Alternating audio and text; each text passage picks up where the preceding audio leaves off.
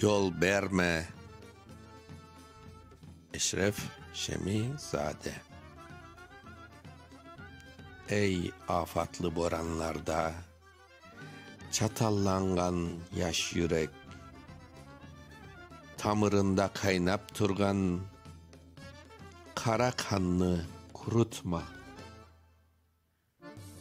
Kan içici azgınlarının halka bergen azabın ömür billah bağışlama. Ömür billah unutma. Unutma sen o kargışlı, kanlı uruş yılların, şehir, köyler, üyler içi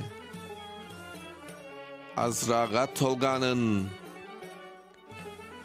3 yaşında külgü nedir, oyun nedir unutup inlep sabilerinin yolda yetim kalganın,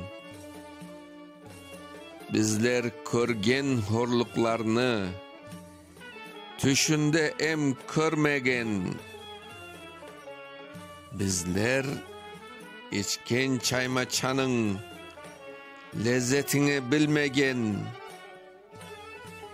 bir avuç kan içiciler bugün kene kan isti.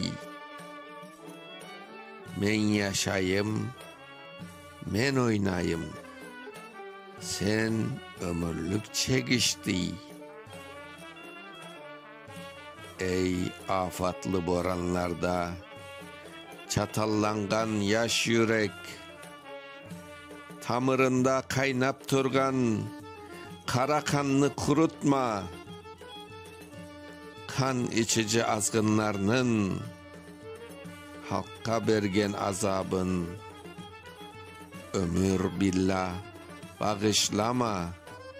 Ömür billah unutma. 1956. Okuyan Mustafa Şansal.